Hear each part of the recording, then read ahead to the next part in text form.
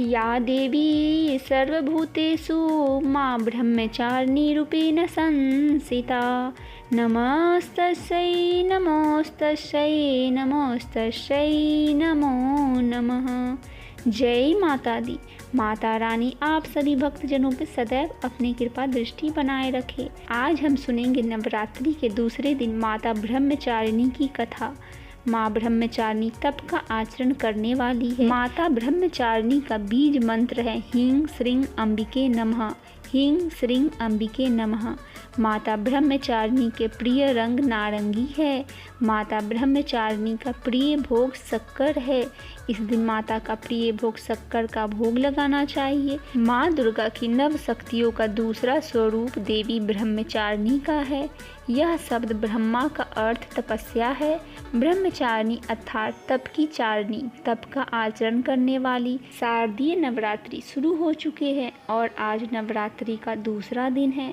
नवरात्रि एक संस्कृत शब्द है जिसका अर्थ होता है 9 रातें।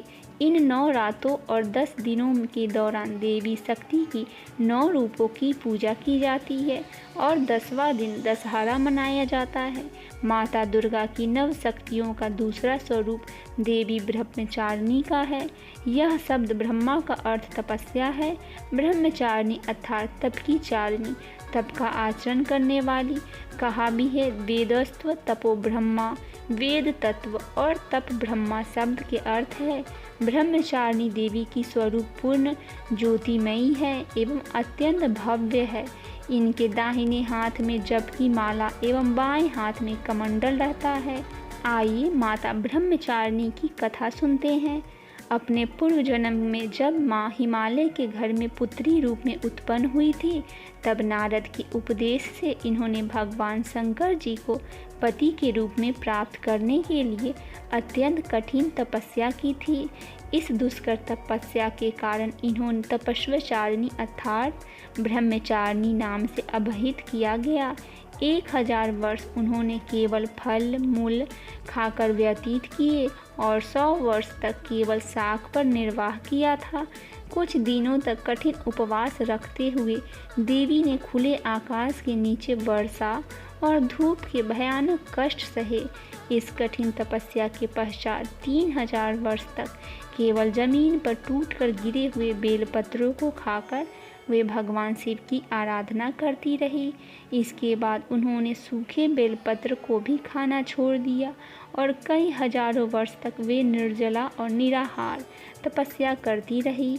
पत्तों को भी खाना छोड़ देने के कारण उनका एक नाम अर्पणा भी पड़ गया। कई हजार वर्ष की इस कठिन तपस्या के कारण ब्रह्मचारिणी देवी का शरीर एकदम छिन्न हो उठा। उनकी यह दशा देखकर उनकी माता मैना अत्यंत दुखी हो उठी और उन्होंने उन्हें इस कठिन तपस्या से विरक्त करने के लिए आवाज़ दी। उमा, तब से उमा ब्रह्मचारिणी का एक नाम उमा भी पड़ गया। उनकी इस तपस्या से तीनों लोकों में हाहाकार मच गया। देवता, ऋषि, सिद्धगण, मुनि सभी देवी ब्रह्मचारिणी की इस तपस्या को अभूतपूर्व पुण्यकृत बताते हुए उनकी सराहना करने लगे। अंत में पितामह ब्रह्मा जी ने आकाशवाणी के द्वारा उन्हें संबोधित करते हुए प्रसन्न स्वर में कहा, हे देवी, आज तक किसी ने ऐसी कठोर तपस्या नहीं की जैसे कि तुमने किया है। तुम्हारे इस आलोक कृत्य की चारों ओर सराहना हो रही है। तुम्हारी मनोकामना सर्वभावेन परिपूर्ण होगी। भगवान चंद्रमौली शिवजी तुम्हें पति के रूप में प्राप्त होंगे। अब तुम तपस्या से विरत होकर घर लौट जाओ। शीघ्र ही तुम्हारे पिता तुम्हें बुलाने आ रहे हैं। माता ब्रह्मचारिणी की आराधना से अनंत फल की प्राप्ति एवं तप, त्याग, वैराग्य, सदाचार, संयम जैसे गुणों की वृद्धि होती है। जीवन के कठिन संघर्षों में व्यक्ति अपने कर्तव्य से विचलित नहीं होता है। माता ब्रह्मचारिणी देवी की कृपा से उसे सर्वत्र सिद्धि और विजय की प्राप्ति होती है। लालसाओं से मुक्ति के लिए माता ब्रह्मचारिणी का ध्यान लगाना अच्छा होता है। माता ब्रह्मचारिणी का मंत्र है। या देवी सर्वभूतेषु ब्रह्मचारिणी रूपेण संस्थिता। नमस्तस्यै नमस्तस्यै नमस्तस्यै नमो नमः। बोलिए माता ब्रह्मचारिणी की जय। नौ देवी मैया की जय। माता दुर्गा भवानी की जय।